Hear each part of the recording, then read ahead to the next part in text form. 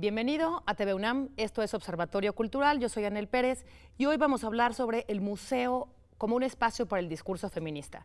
Me acompañan Giovanna Jaspersen, bienvenida Giovanna, gracias por participar en nuestro programa de hoy. Ella es profesora, periodista y directora del Museo Regional de Antropología Palacio Cantón en Mérida, Yucatán. Bienvenida, Giovanna. Gracias por la invitación. Jimena Acosta Romero, que también me encanta que estés con nosotros, Jimena. Ella es historiadora del arte, curadora independiente y curadora en esta ocasión para hablarnos de la exposición Haré lo que deseo, diseño y empoderamiento femenino, exposición que actualmente se exhibe en el MUCA Roma, en el Museo Universitario de Ciencias y Artes de la Colonia Roma. Bienvenidas las dos. Gracias. Quiero empezar con una pregunta general, antes de entrar específicamente en sus exposiciones, que es, ¿cómo es que el museo puede o no puede ser y qué código de ética responde al museo como un espacio de reflexión sobre la equidad de género?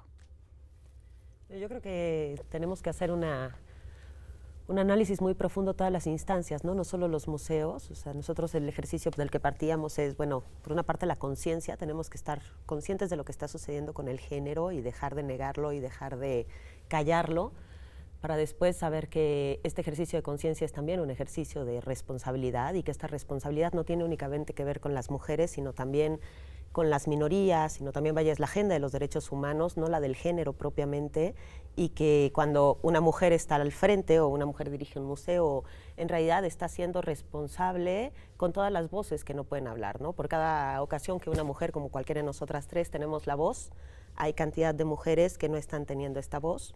Y después es un ejercicio de congruencia, ¿no? Al poder llevar esto a todos los proyectos. Y llevar esto a todos los proyectos es, bueno, revisar por ejemplo, en el caso de una instancia, bueno, la planilla de trabajadores, el equilibrio entre hombres y mujeres, pero no únicamente en relación al número, sino a las labores que desempeñan, ¿no? O sea, que no esté en la base todo lo femenino y en la punta lo masculino, el tipo de roles que están jugando, de actividades que están haciendo, el tipo de lecturas que estamos, bueno, por ejemplo, en las instancias históricas o antropológicas, para mí es muy importante revisar quién está escribiendo la historia, porque siempre nos han enseñado que la historia es una y que la historia es la de todos, y en realidad nos damos cuenta de, bueno, la historia solo existe a partir de la suma de todas estas historias que son diversas y que son distintas. Entonces, hacer un filtro en las lecturas históricas y la información institucional que nos han dado para volverla a escribir, para volverla a ver o para pasarla por otro filtro, hace que esto pueda migrar a todos los proyectos, ¿no? Que yo creo que es lo más importante, que pensemos que este enfoque de género no es de las instancias de género, no está allá, pues, o sea, el museo es uno de tantos escenarios, creo. Claro. Y hablas, Giovanna, un poco de, bueno, tú al frente de la dirección del museo y la responsabilidad de la dirección. Pero en tu caso, como curadora y como curadora independiente que has construido exposiciones en distintos lugares, construido, me refiero a construir un guión curatorial, ¿cómo es que tú te acercas al MUCA Roma y por qué el MUCA Roma adopta tu proyecto desde un pensamiento feminista, desde tu postura, pero también en la postura del propio producto, vamos a decir, que es esta exposición? Claro. Bueno, ahí fue como una coincidencia muy afortunada, una conversación muy afortunada entre la directora del museo, que es Cecilia Delgado, y Michelle, mi co-curadora, Michelle Fisher, y yo. Entonces, Michelle y yo habíamos trabajado ya 2 años en esta exposición. Era una investigación que tiene que ver con cómo el diseño ha tenido un papel en la equidad de género, ¿no? Esa era nuestra gran pregunta. Y empezamos a investigar en diseño del siglo XX, en todo tipo de cosas, ¿no? Interfaces, moda, diseño industrial, diseño gráfico. Le vamos a presentar, bueno, la presentamos en Parsons, en Nueva York, en 2017. Yo estaba trabajando en esta exposición y tengo una conversación con Ceci, que me dice, me encanta la idea, yo ahora estoy trabajando en MUCA Roma y como parte de un diálogo mucho más abierto con las artes, con las prácticas creativas, no solamente quiero hablar de arte, quiero hablar de diseño, de arquitectura, de lo que pasa en la Ciudad de México.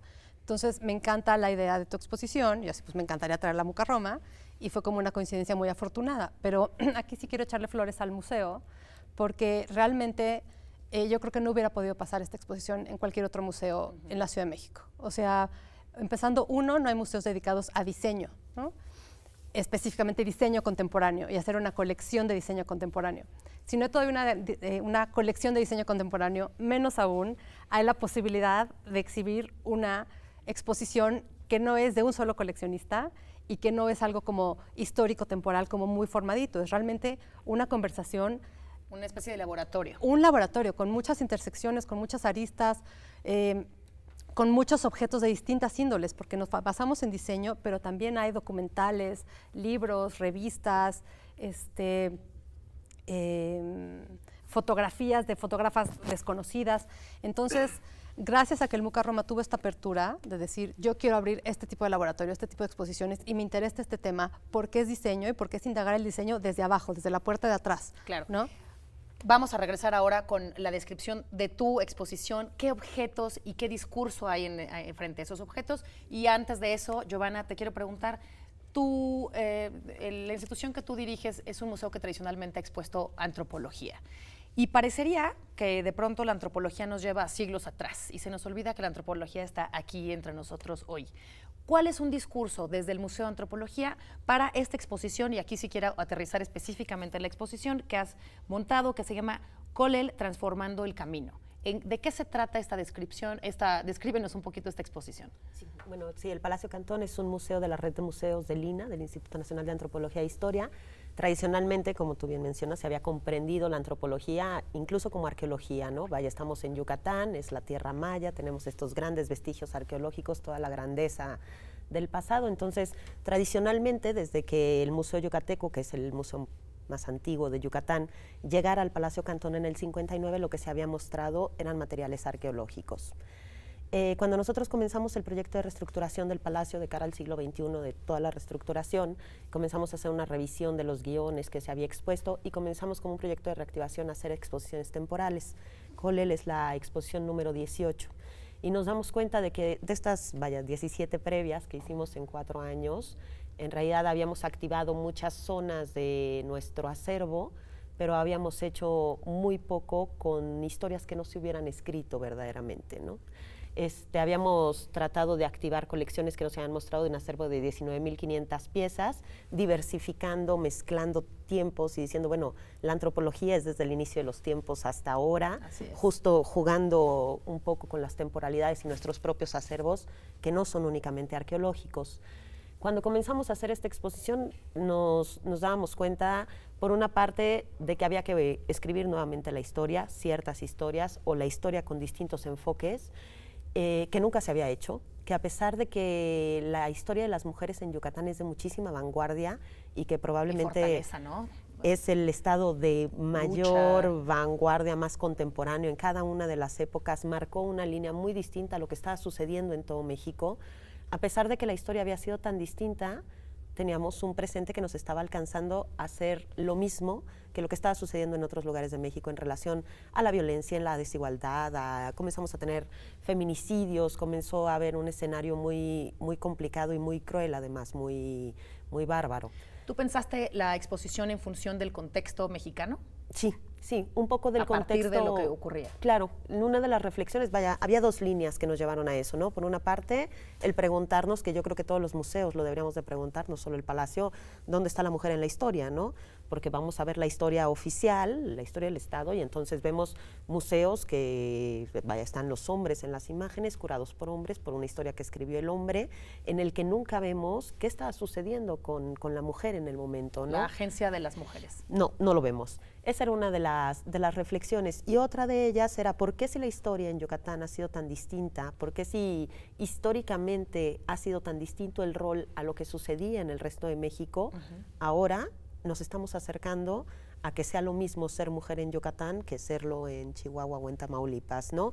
Entonces, creíamos que volver a hacer esta lectura histórica, un poco resaltar la vanguardia que había habido en todos los periodos, podía desatar también procesos de reflexión en relación a la agenda de los derechos humanos, a la no violencia, a hacer una puesta en valor a las diversidades sexuales, a decir, bueno, no solo hay muchas mujeres en la historia, también hay muchas formas de ser mujer, ¿no? Y no somos nosotros quien para legitimar la identidad de género de alguien, ¿no? O sea, el respeto va muchísimo más allá de las características sexuales. Claro. Y a partir de eso la comenzamos a hacer en un ejercicio que pues era un poco una locura, ¿no? O sea, tú lees la historia de, no sé, del periodo de las haciendas, por ejemplo, que en Yucatán es muy vasta la información, pero para encontrar a la mujer, ¿dónde estaba la mujer allá? Si las mujeres no podían tener propiedades, no podían administrar una hacienda. hasta encontrar a la mujer que sí lo hizo, y las fichas de su hacienda con su nombre inscrito y toda la documentación relacionada con ella, y así en cada uno de los momentos, ¿no? Que nos interesaba mucho el poder hacer una historia que sí fuera un poco triunfal, un poco como se ha hecho la historia masculina también, o la historia de nuestro país en general, la historia del Estado, en el que solo fuéramos a mujeres que hubieran transformado la realidad, cuya inserción en determinado momento, en algún periodo, hubiera transformado la visión y hubiera permitido que se siguiera desarrollando la historia de las mujeres de distinta manera. Es decir, no entramos en ninguno de los periodos históricos a roles establecidos en relación al género o a decir, bueno, la mujer está en la que... Esa historia de la mujer todos la conocemos. Claro. Es la que nos han contado... hacer una investigación de la otra mujer. De la otra mujer. La escondida. La que había estado transformando, la que había estado callada, la que no se mencionaba en los museos, a pesar de que sí tuvo un papel fundamental en la historia de todos nosotros, ¿no? Y de Yucatán especialmente. Es decir, y eso hay que decirlo, en las dos exposiciones y en general en las exposiciones, pero particularmente con ustedes, se topan con una necesidad de hacer un trabajo de investigación porque no está dicho en ningún lado y, si no mal entiendo, empezamos por ahí, a buscar identificar las ausencias, en este caso en la antropología y en tu caso en el diseño, la ausencia de la voz femenina, pero también la voz de los teóricos y receptores, investigadores que han hecho ausente también esa historia, y buscar, en tu caso en archivos antropológicos, que ahora nos vas a contar de ellos, y en tu caso en los propios objetos del diseño, en dónde está callada esa voz y darle una visibilidad. Eso es un poco lo que trataron. Y ahí añadiría que también es la historia del diseño no está interesada, porque los ve como muchos objetos son de medicina, ¿no? Entonces, ¿por qué estaría historiado, ¿no? Vamos porque a estaría coleccionado con eso después del corte. Okay. No se vaya, estamos hablando del discurso feminista en los espacios de los museos. Estamos con Giovanna Jasper y con Jimena Acosta Romero. Muchas gracias. Un corte y regresamos.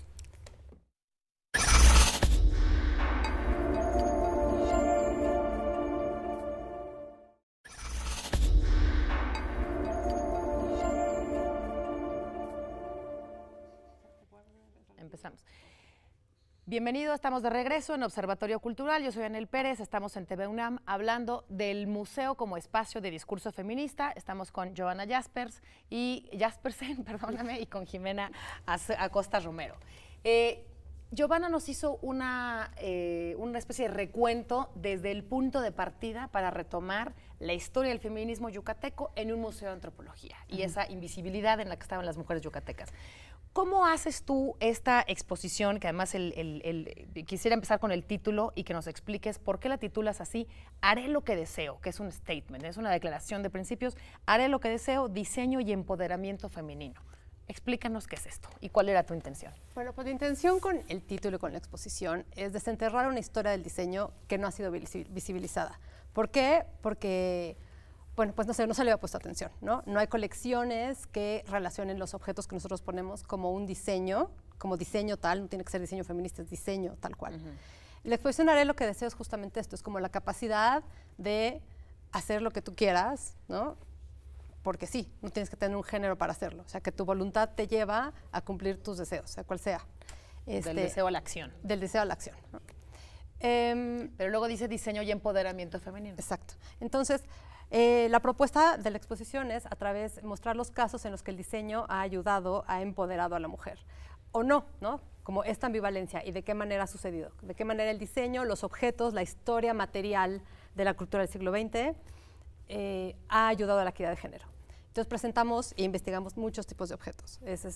Hay diseño industrial, diseño gráfico, diseño de interfaces, diseño de moda, tenemos documentales, tenemos libros. Tenemos diseño editorial. ¿Y cómo está conformado el cuerpo de tu exposición? ¿Cuántos objetos hay y qué son? Tenemos alrededor de 70 objetos. Dividimos la exposición en 3 temas, que es empoderamiento, equidad y educación.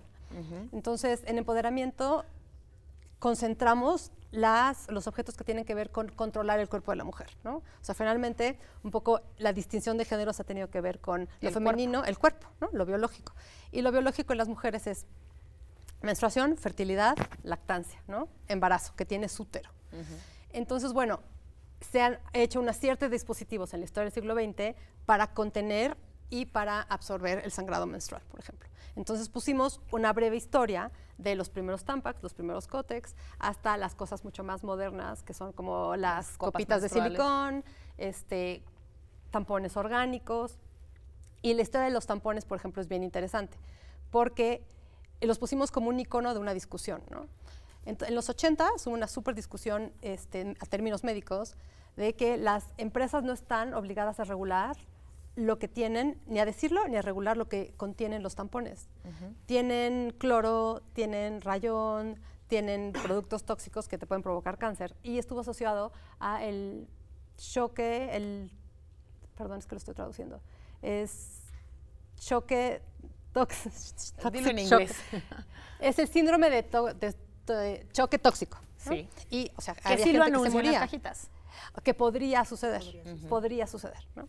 Entonces, hay una nueva compañía hecha con una visión mucho más sustentable en cuanto a la relación con el usuario y con el planeta. Lo que haces, bueno, si tú usas algodón orgánico en los tampones, ni siquiera cambia el diseño, es la misma forma. Si tú cambias el material, que está completamente, o sea, yo te estoy diciendo lo que hay en este objeto, tú, el usuario, no corre riesgos y además, o sea, el planeta es como mucho más fácil como reciclar, disponer algodón orgánico, ¿no? Entonces, en esta historia del Tampax tiene mucho que ver la misoginia. O sea, como lo usan una población más desprotegida tal vez legalmente, que son las mujeres, no tengo por qué decirle ni explicarle al usuario que esto tiene cloro, que esto tiene aluminio, que esto podría ser cancerígeno, ¿no? O sea, tú lo que intentabas con esta primera parte de la exposición es hacer mirar cómo el diseño ha visto a la mujer más como una consumidora y en el objeto de diseño más como un objeto de consumo y de venta y más en el mercado que en los derechos, digamos, de las mujeres. Es que eso es lo interesante, que va para todos lados. O sea, muchos objetos sí nacieron de una mirada feminista, de tratar de atenuar ciertas condiciones, ¿no? Me platicabas de las pruebas de embarazo. Por ejemplo, las pruebas de embarazo, ¿no? O sea, una diseñadora, ¿quieres que te cuente toda la historia? ¿Sí? Sí, una diseñadora joven trabajaba en un laboratorio a donde los doctores mandaban las pruebas de embarazo. Estos son finales de los 60, ¿no? Antes tú ibas al doctor y le decías, creo que estoy embarazada. Te decía, bueno, no sé, vamos a hacerte una prueba de orina. Y no era algo íntimo y personal. Se iba a un laboratorio, regresaba el resultado del laboratorio y entonces el doctor te decía a ti si tú estabas embarazada o no. Claro. Esta diseñadora, que era gráfica, ve dónde están todas las pruebas de orina y dice, pero esto podría hacerse en casa. ¿Por qué está aquí? Porque está en un laboratorio, ¿no? Entonces, arma todo un kit muy sencillo en donde tú ponías la orina, había una pipeta, había un espejito, te esperabas 2 horas y se ponía de un color, es que estás embarazada. Bueno, para que ese producto llegara a las casas y realmente fuera una cosa privada, fue una revolución, porque quitaba a la institución de los doctores, de la medicina, en medio del proceso de conocimiento. Incluso había como muchos argumentos que decían, no, pero ¿por qué? ¿Cómo se le va a dar? Es muy peligroso que a las mujeres se les dé este control y este poder. Ellas no tienen por qué saber primero si están embarazadas o no, ¿no? Y finalmente esto estuvo hasta la venta hasta el 71, se permitió en Canadá y hasta el 73, creo, en Estados Unidos, ¿no? De acuerdo. No te quiero apresurar, pero nos queda poco tiempo y quisiera conocer cuáles son dijiste que son 3 temas. El primero es empoderamiento, que tiene que ver con fertilidad, menstruación, fluidos. Y los objetos alrededor Los objetos alrededor de esto. Equidad es más complicado. Equidad, hay todo un discurso alrededor del trabajo de la mujer, alrededor de cómo te insertas en el cuerpo, en el campo laboral. ¿Cuántas mujeres hay en la política, en la ciencia, en la tecnología? ¿Y por qué sucede esto? ¿Qué es lo que está diseñado en el mundo, en el sistema capitalista? ¿Cómo qué objetos te hablan de este discurso? Pusimos algo muy icónico para el campo de trabajo y que tiene que ver con la maternidad, y son los extractores de leche, ¿no? Entonces, para que una mujer pueda regresar al campo laboral y seguir siendo mamá y amamantar a su bebé, darle leche materna, lo deja de amamantar físicamente y deja embotellada su leche, ¿no? Y a través de los extractores de leche. Entonces pusimos una breve historia de los extractores de leche, que al principio fueron diseñados como el primer diseño de un extractor de leche fue estudiando el cuerpo de las vacas, o sea, los extractores de leche bovina, ¿no? Entonces, Einar Egnell, que era un diseñador sueco, un ingeniero, dijo, no, pero a ver, las mujeres no son vacas. A ver, vamos a hacer una cosa que sea más amable con el usuario. Y ahí empezó como otro tipo de ver al usuario. ¿no? Esto estoy hablando de 1956. ¿no? Claro, pero son objetos que te dan muestra de la inhabitabilidad que tienen las mujeres en el campo laboral. Completamente. Sí que lo quieren mezclar con su maternidad. Exacto. Y quizá nos ayudan a ver este discurso que es teórico de sí, apoyamos a las mujeres, sí, pero ¿cómo la apoyas? Claro, ¿Cómo ¿cómo la la apoyas apoyas? aquí en la oficina? ¿Cuál es tu tercer módulo, tu tercer tema? Se llama educación. Y en educación pusimos muchísima documentación. Pusimos un documental sobre la maternidad y las licencias de maternidad en Estados Unidos, que son laborales, las laborales, que son malísimas. Pusimos fotografías de las marchas de mujeres en Estados Unidos, pusimos las marchas de mujeres aquí contra el feminicidio, pusimos la manifestación gráfica de la ni una más y ni una menos, porque finalmente es algo como muy interesante, ¿no? Que no necesitas una tipografía especial, no necesitas un cartel especial, o sea, la palabra es la insignia gráfica que la pones en todas las pintas de las calles y sabes de lo que estás hablando, ¿no? Déjame hacer una pausa para preguntarle a Giovanna, ¿cómo está conformada tu exposición?